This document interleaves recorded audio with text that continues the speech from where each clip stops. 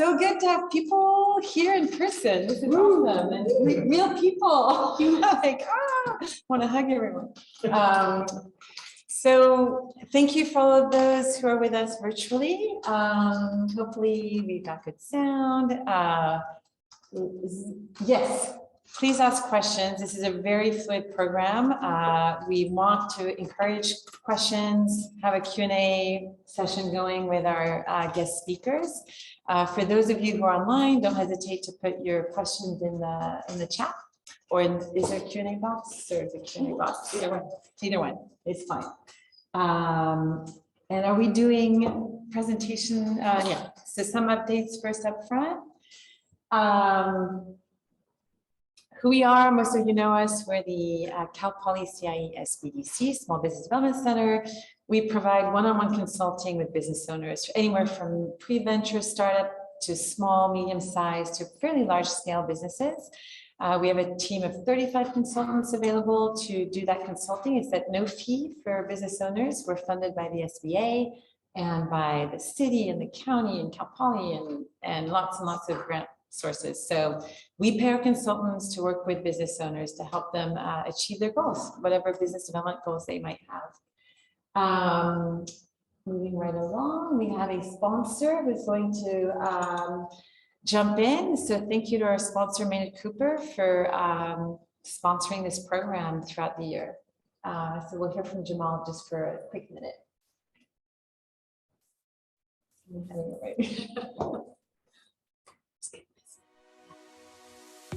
Hi, everyone. My name is Jamal Al-Haj, and I'm a partner with Maynard Cooper & Gale in the firm's San Francisco office.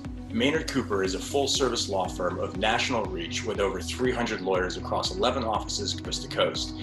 Our San Francisco practice focuses on advising emerging growth companies and venture capital firms, including with respect to equity management, financings, employment, and intellectual property matters. We are extremely proud to be a Founders Circle sponsor amongst an extraordinary circle of other dedicated philanthropists who recognize the immense value that Cal Poly's Center for Innovation and Entrepreneurship bring to the SLO community. We hope that each of you enjoys this upcoming training and workshop and are able to incorporate the knowledge and know-how that will be presented shortly to further help grow, develop, and accelerate your businesses. Thank you, Maynard Cooper. Moving right along. So let's start.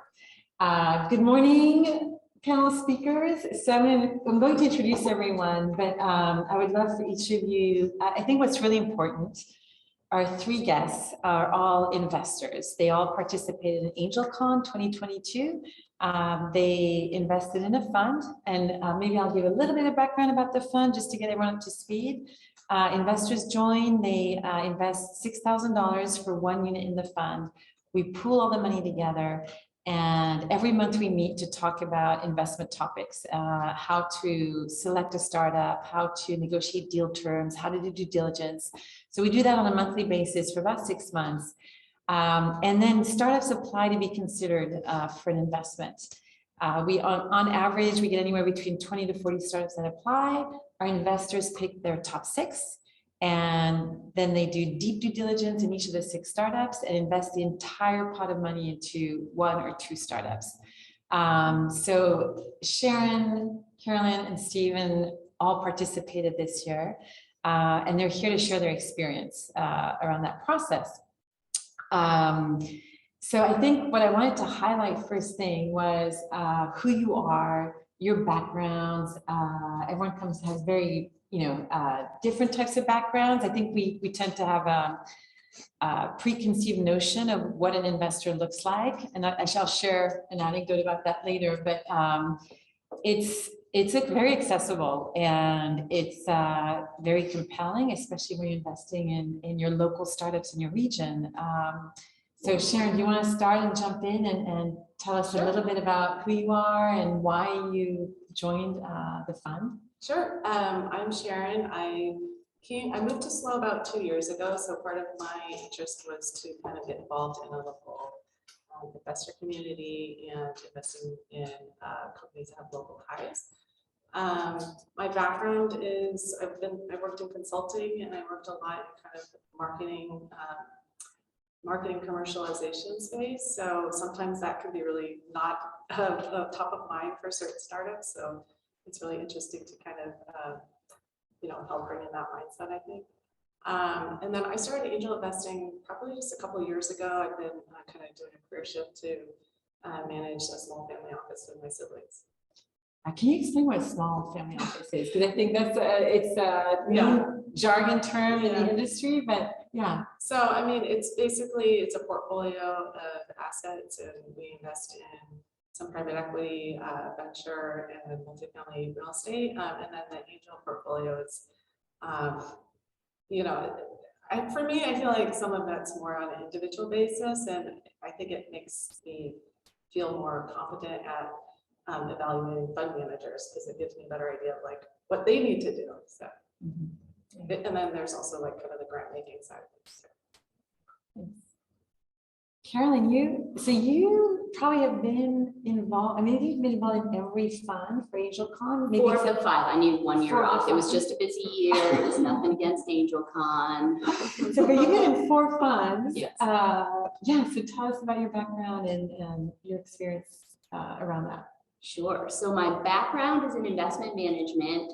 I moved to San Luis Obispo 8 years ago. Before that, I had always worked for large asset management firms, so like mutual fund managers, and I was on the investment side there. And then I moved here when my daughter was 3 weeks old, and I wasn't entirely sure what I was going to do. I ended up starting my own financial advising business here.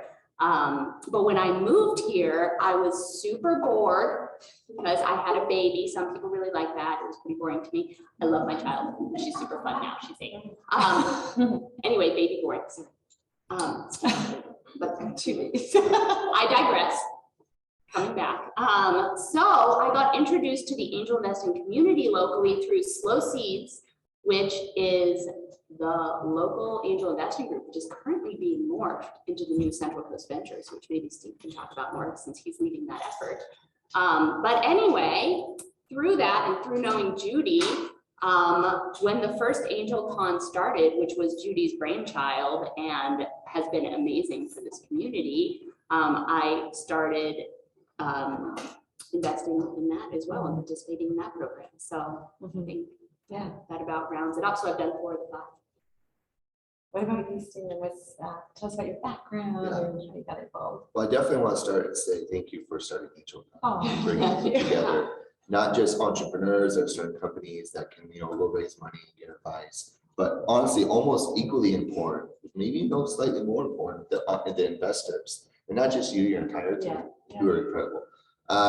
To be able to bring us together, even if you've done angel investing before, or especially if you haven't, be able to go through those 6 months of workshops and then get so much knowledge that you can then go apply immediately. You can talk about that by doing philosophy, but you can go and do that, apply that knowledge immediately and do the due diligence and make the actual investment. And then the networking aspect amongst the investors too is just like, you can't value that. It's incredible. Like I've met some incredible people, 2 ladies sitting right next to me. So, and the 20, 25 other people there all the fun. So thank you so much for doing that.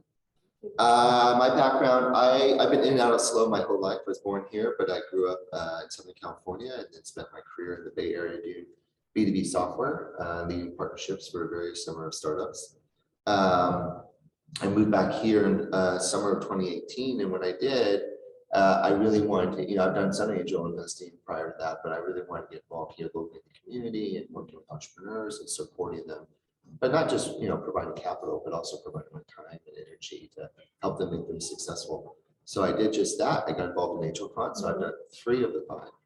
I've done a lot of individual investments, and I'm part of a few other syndicates as well. And so over the last, 6-7 years, I've done 20+ angel investments. And a good chunk of those are here locally. So that's kind of my experience on the angel investing side. And then about a year ago, we started thinking through, even longer than that, you and I were kind of talking about starting an angel fund that's kind of just like that next level up after AngelCon, that if you want to put a little bit more money in and get a little bit more involved, what would that look like? And Slow Seed Ventures has been going on for over a decade. And with COVID kind of slowed down, I met with Caroline and a few of the other leaders of that, and we talked about, okay, what does a evolved fund look like? What kind of feedback have we received, and what are our goals? Especially coming out of COVID, like how can we continue to support the local community? So long story short, we are launching Central Coast Ventures. Taking some of the lessons learned from Slow Seed Ventures, but more importantly, expanding that. Many new members. We're expanding our reach. We're Slow Seeds only focused on slow. Central Coast Ventures, we're focusing from Santa Barbara to Santa Cruz. There's incredible entrepreneurship going on in the wider Central Coast, and there's a lot of investors that want to get involved as well. So we are raising a fund, and out of that fund, which will have a GP/LP structure, everyone will have the opportunity to co-invest alongside the fund as and when the fund's making investments. So right now we are working with some strategic investors to raise money, and then we're going to be opening it up to everyone that's interested. And we have over 100 people that are interested. And they're just waiting for that email from me to go ahead and officially sign up. So we're like a couple of weeks from that. We're just trying to focus on some larger strategic conversations at the moment. Well, congratulations for pulling that together. That was a big lift. So just to clarify, so AngelCon, through AngelCon, we create a fund each year, a brand new one. So the fund that we created this year for 2022 is now closed. We made one investment, we're done. And we create a new one in the fall. And the idea is we try to outreach to as many new investors as possible, people who haven't been exposed to this, get them involved. Again, pretty low barrier to entry, $5,000 to buy a unit, well, $6,000 for your first unit, but and you get this full 12-month experience just for that investment. So not only are you investing in a startup where there's a potential return on your investment, they may get bought, there may be an acquisition, or who knows, an IPO. So there's a potential for an ROI. But maybe more importantly, is that 12-month process of meeting your a new network of people and learning about that investment process. So the reason I wanted to talk about backgrounds and who you are. So you all do have some financial experience, asset management experience, startup experience. But I think one thing I did want to highlight is I realized one year my own bias when I was trying to rally investors to come to the table. I was only talking to old white guys. And I'm going to be really blunt and honest about who would have thought, I'm very pro women entrepreneurs and pro, but I was talking to a consultant, a woman who had just an exit with her company, and I was trying to get her on board to be a consultant for the SBDC. And then she asked me what was going on. I said, I'm really focusing on AngelCon. I got to rally my next group of investors. I said, well, what is that? Tell me about that. And I started talking about it. She said, well, can I participate? And I was like, oh, I was in the car, I pulled over, and I was just like, holy cow, I'm gonna be super honest, it didn't cross my mind to ask you. Like, I didn't even, so anyway, we all have biases on what we think we can do or be involved in, or who can be involved in what. And of all people, I really thought I'd be the last person to have that bias, but it was a great moment for me. So part of what I wanted to talk about a lot is, anyone can participate in this. I mean, nearly anyone can participate in this. It's a great experience. And so let's talk about the process. Like, so what are the learnings from this process that you went through? Prior to making that investment selection. And then we'll talk about why we made the selection, well, why you guys made the selection you made. So do you want to talk about the process and things that you've learned from it, things that... Yeah, I'll say, those old white guys have gotten us in a lot of trouble over the years.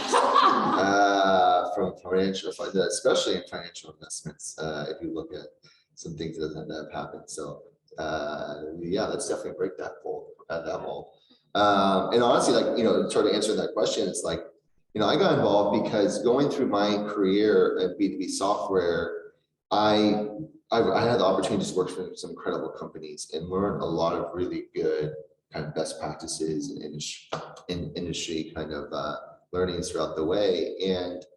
And so when I, starting to get a little bit later stage in my career, I'm able to start working with, smaller teams and startups that are, looking for that advice and looking at for experience. And, I'm happy to help them, right? I want to help them. I want to get involved.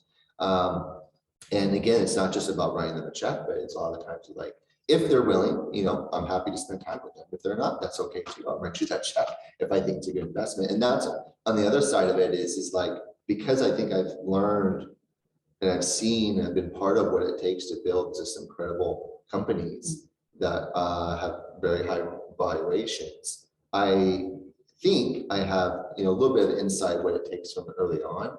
So that kind of just sometimes, you go through the due diligence, you have your quantitative and qualitative analysis, and when you make your investment, and maybe part of that qualitative analysis, but especially like in your gut, you just kind of know that like that founder has what it takes to get through a lot of like hard times, or that product really does. Maybe it's in a maybe it is in a very high competitive environment, and that environment has a lot of competing products, but that product does have, it is different, does have its competitive advantages, and you do think it's going to be successful. You never really know. Honestly, you never really know whether right or wrong sometimes. Right. And so that kind of goes back. Take your quantitative and qualitative analysis, but then you go with your gut feeling, and then you make that investment. And so, that's kind of how I got into it. It's just, and now like really leaning in with Central Coast Ventures. It's also just an incredible way to get involved with the community. And we've heard that a couple of times, but a lot of the investors I've been working with are like, yeah, I just want to get involved with the community. I was an entrepreneur, I've gone through all that, or I've done investments before, and I just feel like this is an incredible way to get involved with the community. So it is. Maybe I can give a high level overview of our process, which might be helpful. So after all the training takes place, which I don't want to gloss over. So basically investors sign on like late summer for the next year's fund. So investors who participated in the 2022 fund signed on in summer of 2021. And then there's kind of monthly training sessions for the new angel investors, especially. But I feel like even people, I don't know, like even for me, who's done some angel investing before, there's something new that I learn every year from the speakers that they bring in. So, Judy and the team bring in speakers on due diligence, on cap tables, on, Deal terms. All the things, yes. So it's very helpful. So there's training for the new angel investors who join the fund every year before the applications arrive. Then in January, the applications all arrive in, and we have an online platform where we go in and kind of say yay or nay. And so then the top 12, we whittle it down to the top 12, and then they all pitch to us, which has been Zoomy.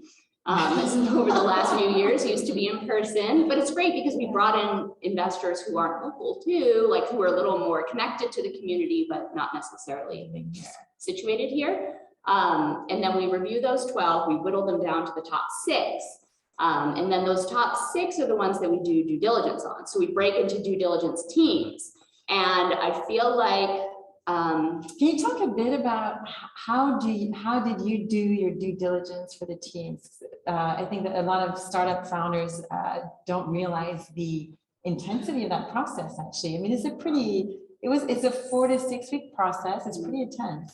Yeah. So I think one of the key parts of that is that Judy and everybody are very thoughtful about how they break out the teams in due diligence, so that there's very different types of skill sets on each team, and each team gets assigned a lawyer, which is fabulous because so you have a lawyer who's going to look at all of the kind of corporate documents and IP and anything that's relevant from a legal perspective for that particular company that you're talking about, which is fabulous because I'm not really so much in legal. And so to have somebody who knows what to look for, who's seen the red flags to raise those to you is fabulous. And then you have people with very different skill sets. So in that due diligence process, what we've tended to do in the group is kind of divide and conquer somewhat. So you definitely talk to the management team of the company to really understand where they're at, mentally, what they want for the company, and to get a sense for what they're going to do and are they capable of bringing this company into a successful growth pattern, right? And then we look into financials a lot. I often get relegated to that team, being the finance nerd. We talk to, depending what kind of business it is, we talk to the customer or whatever the equivalent is for that company, to really figure out, all right, the management team is telling us how great their product or whatever is, but is it really? And, what needs to be done from the customer perspective? That's an important one. I think people don't realize, they want your customer list and invest. They're going to be calling your customers and asking questions and figuring out how do you really feel about this product or service? Yes. So it's a very involved process, and I have definitely learned a lot from the team members that have been on my team every year, which is a great part of the process because they think, we have experts in marketing and I don't know, sales and all these things, manufacturing. And all that bubbles up into a spreadsheet, and we're just like, look at the spreadsheet, which again is like that quantitative analysis, because we score a lot of different areas, right? And so then we, across those 6 teams, can look at those scores and look at everyone's comments, and then we have a good conversation. Yeah. And on that scoring, like where are the weakness? Where are the classic weak points for startups? Have you found a pattern of areas where, I'd say what's the most important parts is probably what to talk about. Like the team, the leadership is, you're betting on people a lot in that early stage. That's one of our winners. I think that largely, it's especially being early stage in the healthcare space, like the fact that she was with a company that was successful and exited before in that space is like, that's my perspective, is like why that one got a lot of credibility. So I think that kind of can be, and that cuts across like all industries and is applicable to everyone. So I think that's kind of the number one.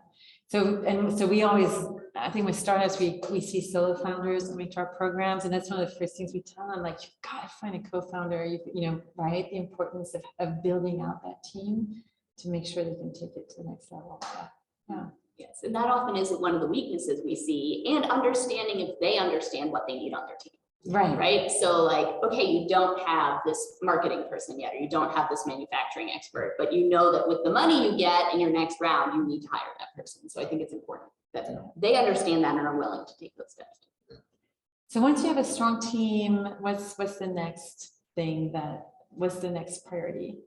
I think, are they solving real problems that like have a large addressable market? Do they have their head on about what that market is and what their place of differentiation is in it? Last year I was on the winning team. This year I was not, but top 6. So there's something they're working on, but it felt like that was a gap in just really understanding, like they're getting a little bit too technically oriented maybe, and then not really thinking about like, okay, the real world in the wild, like who is this really applicable to, and how are you going to like engage with market in this? That sort of seems to be a gap in the mindset at the time of that founder. So that's important. Financial projections are always important too.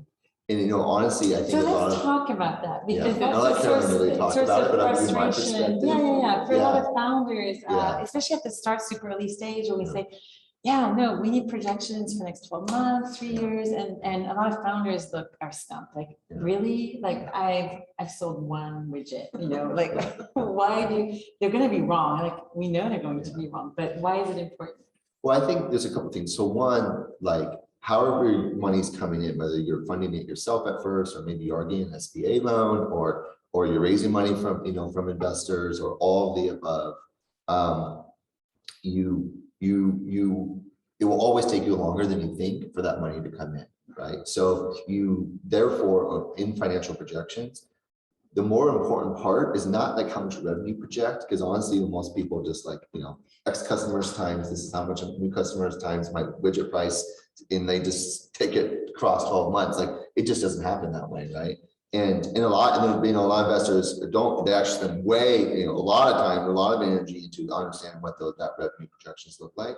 But the reality, the most important part of your financial projections is the actual budgeting piece on the expense side, right? Is truly understand how much money you're going to need and be able to project all of those expenses, whether it's server costs, or whether it's people costs, whether it's legal costs, whatever marketing spend you're gonna have, like to be able to have that be, if you're gonna spend a lot of time in financial projections, spend more time on the expense side. So you understand how much money is going out of the business. Therefore, you understand better how much money you need to raise, and and then be more accurate on your use of funds at the end of the day. So when you are going to investors or you are going to the bank, you can be very clear about how much money, again, you're going to be spending on growing that business, and then be able to understand and get the timing of that. So then again, when you go out and start raising money, you don't get yourself in too much trouble. I would expect that would be even more important right now too. Yeah, and especially right now. Yeah. Yeah, especially right now. Yeah.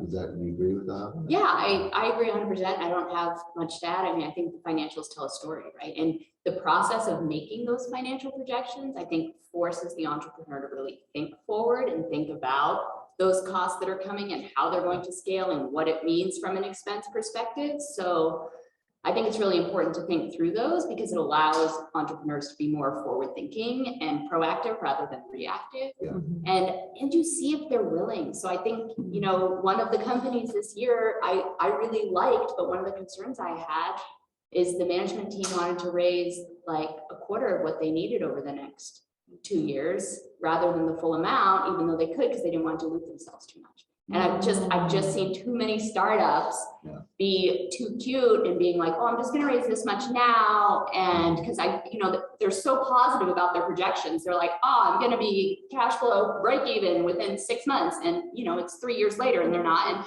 And, then they go out of business because they didn't want to dilute themselves too much. Right. And so they have 100% of zero.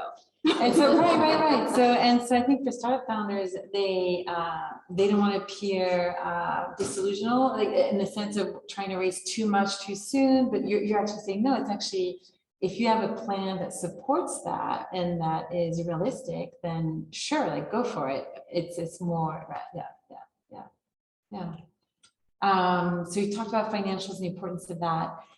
So let's talk about, so the fund invested in Acre Cloud as the winning startup, but also we had more funding than we expected. So it was such a tight call between the top two companies. So the fund invested in two. So talk about your choice for Acre Cloud. Why did you pick that company? Well, they actually went the clear winner at first, right? Well, actually, do we want to tell the backstory? Like, should we tell? But they weren't like the very first choice, right? It was actually through a lot of conversation. Intense debate. And they kind of came from behind. They were like watching a horse race. You saw them coming. Wait. And then all of a sudden the bus came in and they're like, oh, they blew it out of the water. They blew it out of the water. So it was kind of funny to watch that. The most fascinating conversation. So a week before, they were actually number 3. A week before the event, quite a bit behind. And then we had a really intense debate 2 days before the event. So what happened during that conversation? That was a crazy conversation. It went on for nearly 3 hours. Yeah. Sometimes I think you're comparing different sectors Yes. too. So it's like Yes, software that's the versus something that has more capital intensive spend versus healthcare. I mean, they're different and people have different comfort level with them too. And there's different profit margins in different ones. So that was part of it. That was a big part of it. That was a big part of it. And that gets tricky when you're comparing different industries, different sectors, because for the good or the bad, you look at the equity markets right now, software is not very good, but the reality is software is your best investment, right? In terms of valuations, forward-looking valuations, as well as gross margins historically. And so as an angel investor, when you're looking at different industries and I guess, unfortunately, when you are comparing like healthcare and software is going to win. Can you tell that Steve was a big part of the so obviously I'm a big bias, and I don't like to always sway the conversation too much, and I try not to do that when we're going through that, and hopefully I didn't do that too much, but that's just the reality. I think people do realize that, and when they start comparing point of view. So it's not and obviously I'm super biased because that's my whole career in software, But I think you raised that point because that's kind of what happened with the two horses almost. where you were comparing healthcare and software, and they were like, oh, yeah, that's why. And it just naturally Yeah, makes and sense. like AngelCon had this history where they had, customer relationships and like revenue, and so it's like, which healthcare is like, there's a long road before there's a good product. So that's, but I think that versus some of the other top contenders, I think that was more of a difference too, just history and market. Yeah, because at the end of the day, that's what it came down to. I think people just slowly started to realize that it's like, oh, they have a product, they have money coming in, they have customers. They're also serving a very niche market that they have decades of experience in. And it's very relationship based. And so they just, you look at all that, and then these are all incredible strengths that, sometimes you only want one or two of those, they have 3 or 4 of them. So then it became very clear. And I think just through conversations, not that much debate. I don't think there's that debate, was it? I was sitting in a car, so I felt it. Like I was just like, is this conversation ever going to end? Yeah, well, that might be true. Like 90 degrees, and I was sitting in front of Yeah, that might be true. I just don't think there's a lot of debating, but like, I think it was just through It was a long conversation. Like it just naturally were like, okay, like they just kept getting tallies. Which isn't the thing though. I feel like, you want to have choices, good choices. Yes. Like, and then I think it's interesting that the audience choice was a third company. too. Right. So, Right. Yeah. it just speaks to, I think in Follow the the audience choice, maybe it is more likely that emotional vote. It is so mission driven, solving, just ag, pesticides. Yeah, and it definitely has that community aspect of it too, where like we all, even We if can we don't relate work to in it. ag, you drive by it every single day, and then you understand that there's a lot of helicopters running around spraying stuff that probably shouldn't all the time, right? So we can get rid of that, eat healthier crops, and the farmers can save money, and they can make more money with higher profit Better margins yields. and better yields, and you're like, oh wow, yeah, that's gonna be an incredible company. And what Adam's building with Trip Robotics is going to be an incredible company. They didn't win, but he's definitely serving a niche, or more than a niche need, but he's definitely serving a need, and he's building a really cool robot that's going to work at night and yield some incredible organic crops. So, Well, I'm and really that's excited the to see cool him thing grow. about AngelCon also, is that these 6 winners get to pitch the actual event. And historically, I don't know what's happening this year so far, but even the ones that don't win often end up raising a lot of capital from the event because it brings attention to their startup. We've had, I think, I mentioned it on the night of the event, but we had a company from the very first AngelCon.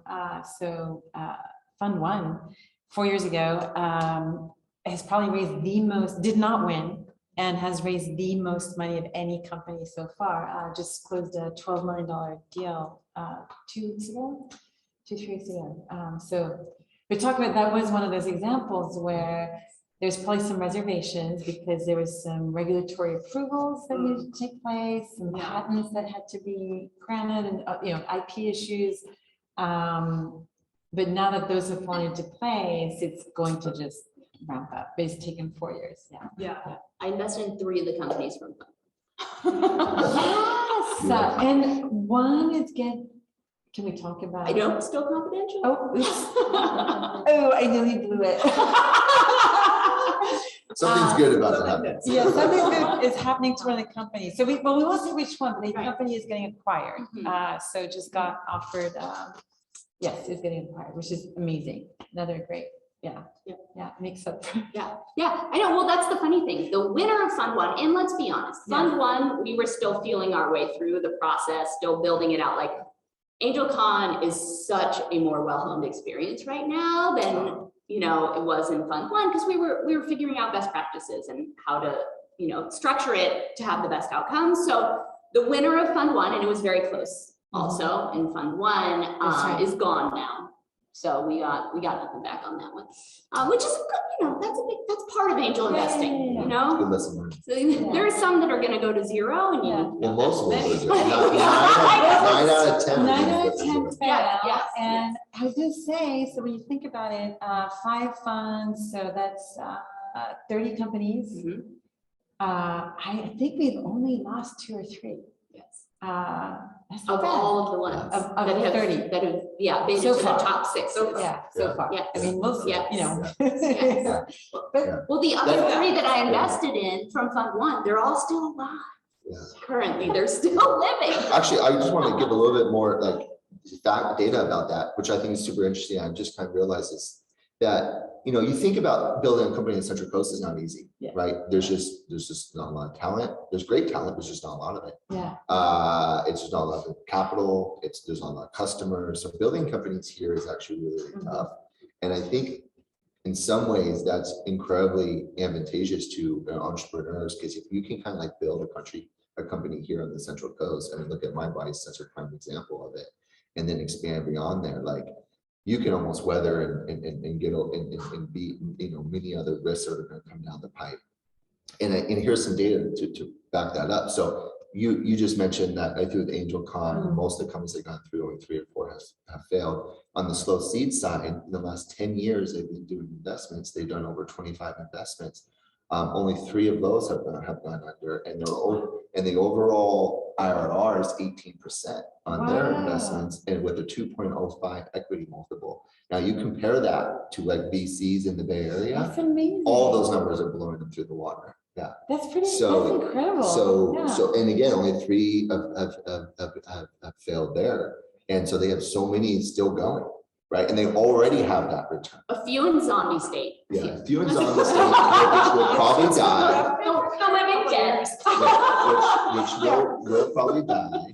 But again, like, Yes, but I like that. capital return to Yeah. investors is already beating the benchmarks of any VCs out of the That's area or anywhere else. super impressive data. So it's just a testament again that like maybe think about investing in Central Coast is it has, you know, huge uphill battle, but let's but dig actually into the that. data though, is 'cause that's showing really otherwise. interesting, right? You're saying Yeah. we assume it's harder, Yeah. but we seem to have a much higher success rate. What So the heck's far, going on? Is it Yeah. because the community is more mobilized to support these companies? Is it because there's this opportunity, the ones that aren't here, everyone wants to work for them, or I'm also gonna say though, there's been, I mean, from my experience in slow seeds, there is a high degree of selectivity.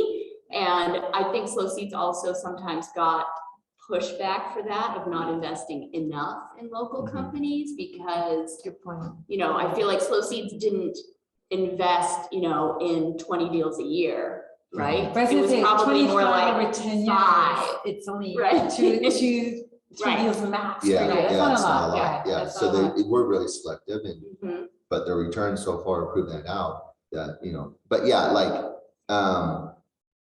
I to answer your question, I think it really has to do with the entrepreneur. I think they just like they literally learn they learn by doing aspect and weathering the storm and the different, like, you know, things that come, you know, thrown at them. They're able to just be able to survive, and not only survive, but grow companies and sell companies at multiples that have advantageous, you know, returns for their investors, for themselves and for their investors. Yeah, that's really interesting. But it's ecosystem too, and I think that's why this Yeah. building up the investor ecosystem here is important too, because you can't just You go can't. out in the desert and, you know, so I And think try. you need capital and you need kind of free labor advisors, like, yeah, students more generous with this time.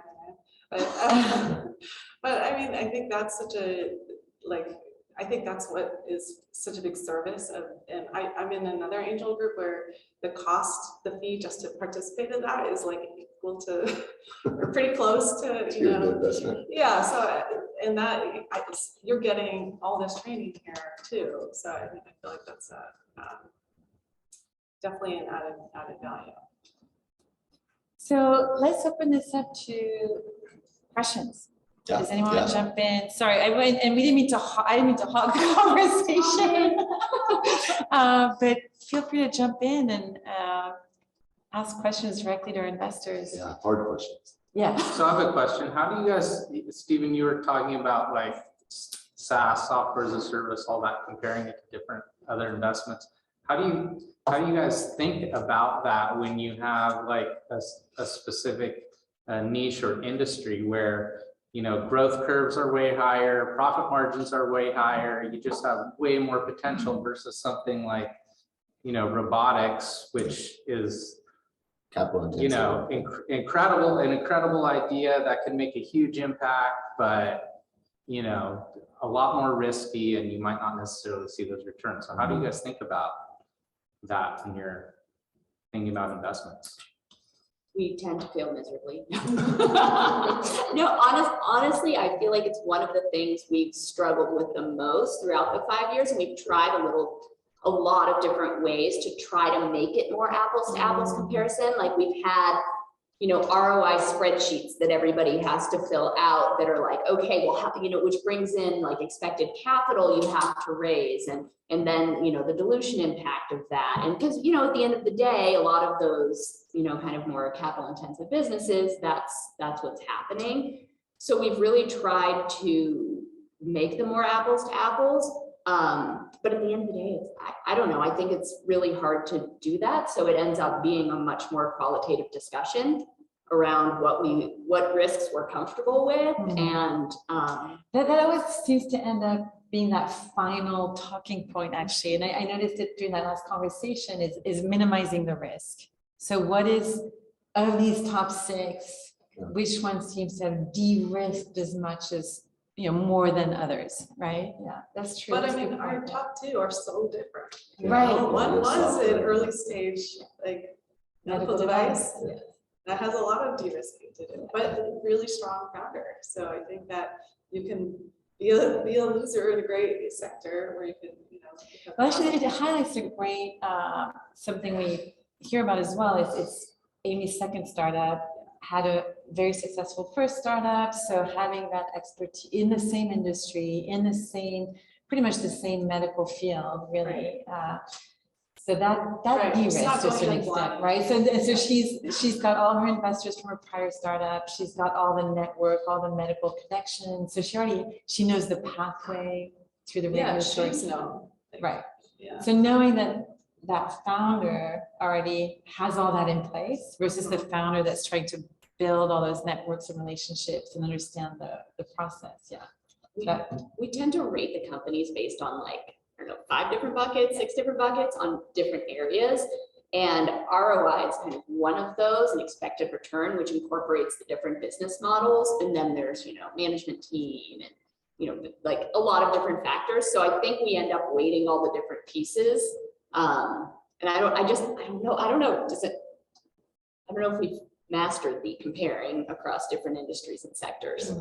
Well, we definitely have, maybe I should do AngelCon this next year, because I just realized that every 3 years that I've been part of it, software companies won. Maybe I don't think I'm like pushing people too far, because before that was medical device. And then who won the first one? Well, the first one was Woolsey that dissolved. Yeah, what was that? I mean, that was software. It was software. So 4 of the 5 years, software companies have won. Wow. Which is interesting. Let's be honest, there aren't a lot of shrinking daisies on the AngelCon. Like you get pushback. I don't know. But on the slow seed side, I have to go through and like really look at it. But a large majority of slow seed investments actually have been non-software. Yeah, so that is interesting. It's diverse. I think like whatever the system is for evaluating, it's like you can see there's a lot of debate, and I feel like that like angel investing as like a team sport is like the best way to go about it. I mean, right. Be thinking about looking at all the, first of all, how could you possibly look at all the deal flow you need to, and then all the different angles, and like put things against each other. It's an insanely inefficient process. So I think teaming up makes it slightly less inefficient and more fun too. I have a question about the teaming, because I think all of us have probably been on high functioning teams and low functioning teams. So I'm curious in terms of the program, what inputs, training, working agreements are part of the program to help the team be high functioning with various lack of shrinking daisies, if you will. Is that part of what you Yes, do? we have a magical weapon called Liz Fisher, who keeps everyone on track. I mean, that is actually part of it. That's a huge part of it. We've evolved over the last 4 or 5 years, and we have very clear processes in place. It's a majority vote. So if ever there's conflict, we vote on it. We try to reopen the conversation every year and let every new group decide, okay, let's talk about the investment thesis. What is your investment thesis this year? Like, do you want to, this is what it was last year. Do you want to change it? Do you want to look at it differently? And then everything is put up to vote. So either there's consensus that bubbles up or, so it's a democracy, I guess. Right, do you mean like on the different deal teams? Because there's deal teams that form around each of them. Yes. Yeah. That can vary, yeah, really. I think the best thing that was put in place on the teams over the last few years has been each team has a team lead. So there's one human on the team who is in charge of herding the cats, scheduling the meetings, setting the agenda, and making sure everything is done in time for when we meet again to discuss all the due diligence together. And there is a common form that every team has to fill out with kind of comments and scoring in various areas. So every team is charged, and we were provided with a due diligence checklist. Like, these are the things you're expected to look at in your due diligence team. So we're all given similar marching orders and training in the fall. And the team lead has to report back to all the investors. So, and it's always interesting because they're all pretty type A. So I think you guys are, well, I mean, it's all very high performing people. And so knowing that they have to report back, I think everyone's on it. You know, like, okay, I'm gonna have to. This year, all the team leads were pretty good. Yeah. Not to speak to myself, this year, but just look at the other team leads. I think they were all really good. Which I would say is not true every year. I've seen that not all the team leads. You kind of like any team. Like if you're a quarterback or if your team lead is not doing a proper job of planning and keeping people moving and delivering ultimately like what they promised they would. Definitely shows when it comes time to speak to the rest of the investors. And doesn't mean that like they did a disservice to the companies, because we'll flesh it out. You know, the rest of the investors will ask enough questions because they don't deliver the right information or enough information. We'll get it. We'll get that out eventually. I think it's great. Which is why the 3-hour meetings. There's 6, there's going to be 6 like diligence leads, and so there's like that's good experience too for the investors to play that role and probably stretch a little bit too. So if quality, there just can be quality gap sometimes. It's still like maybe get somebody leveled up than from where they were before. I think over time it's just the competence will grow. Yeah. Does each team focus on all of the different startups, or is a team focused on one? Okay, so and the way that do you assign those teams randomly, or do you choose? Good question. So we work on that as a team. Okay. So we don't put it up for debate because we're dealing with 30 incredibly smart people. So we, as Carolyn mentioned, we find who the leads are. So we ask people to volunteer as leads, and then we group them. And so we'll try to make sure there's a marketing expert on each team, a financial expert on each team. So we usually try to balance it out. And then if there's an industry expert within our investor group, there's someone who knows, we have someone who comes from the medical industry. Obviously, we'll assign her to the medical device company. Yeah. We try to be as even, throughout the team. So, sorry. so Steve Henson from your site. So we're in kind of a weird situation looking for investors, because we have investors that have said, yeah, we're interested when you're at equity, but we haven't, but we invested all our own money and our own engineering skills to develop a product and a marketplace that hasn't turned yet, because the lead time to a sale is longer than we expected. So we actually expected for sales to fund the seed level to get us to equity. Now we're at, oh my gosh, we're out of money, and we're still pushing sales and like that, and still working full time in the business. So what we're after, what we need financially, feels like seed money or pre-seed money. But what the people that are looking at our company going, oh, we want equity. So I'm trying to figure out so we need support figuring out how to make that bridge, because we need cash to get from here to there. I mean, we're at proposals, or requests for proposals, and we've got all these things happening. And the sale is expensive, so the budget process is longer than we expected. And so we're looking to figure that one out. Right. Yeah, you need angel seed investment. Yeah. Yes. Come And talk to me afterwards and we can talk about how to get you into this venture. Okay. And you're Kevin, right? Steven. Steven, that'll be easy to remember, that's my name. You got a question? Yeah, I want to understand where dual term negotiation comes into the process. Is that baked into the initial selection, or does that come a little bit later? Really good question. So every year the investors toy this idea of, oh, let's pre-negotiate our terms. But the thing is that doesn't work because we're talking to 40 startups and they're all at different phases of fundraising. So we ask the investors to be flexible and say, well, if they're all in the middle of some kind of funding round, if they've already raised, a couple $100K on a safe doc, then those are the terms that will apply. So what we do ask for is observer rights in some way, shape, or form. So either an observer seat on the board or some type of access to information rights. So that's the big one, just to make sure we're in the loop, we're keeping up with the progress of the company every quarter. Most of these companies end up as SBDC clients, so we can keep working with them and keep supporting them with our team of 35 consultants. So we're there to help, like we're there to support, provide resources in any way we can. Yeah. But if they're walking in with, questionable deal terms, then that's gonna, count against them on the scorecard. Good point. But is it something that there's a give and take of discussion there, or is it sort of, hey, that's a check and wrong? Depends on the company, because some of them come with very clear, like, we're in the middle of a current round. These are our deal terms. We're not making a separate one, right? Like, I mean, if they're raising $1 million and we're offering 100,000, we're not going to leave those deal terms. So the ones that come with very black and white deal terms, like that's what is being offered, and that's what we take into consideration when we're thinking about the ROI and taking that into consideration. But the ones that are like, yeah, we don't know, this is going to kick off our funding round, we can have a conversation with them and help set those deal terms. And that was actually the case with the winner. They didn't have, they weren't even incorporated. So we helped get all that organized. So we actually helped them through that process.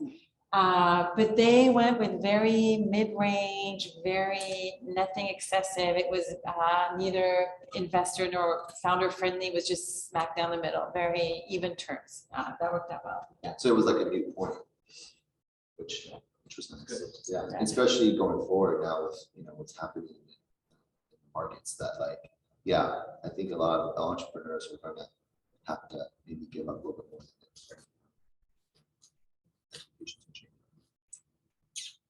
So if we have a last question, it's 9:30.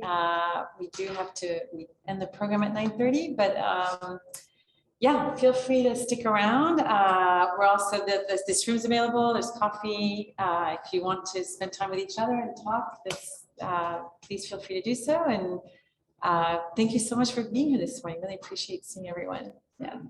Thank you. Thank you. Thanks for being here. Thank you.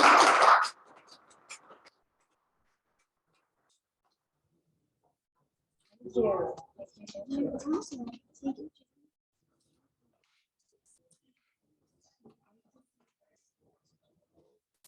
Section.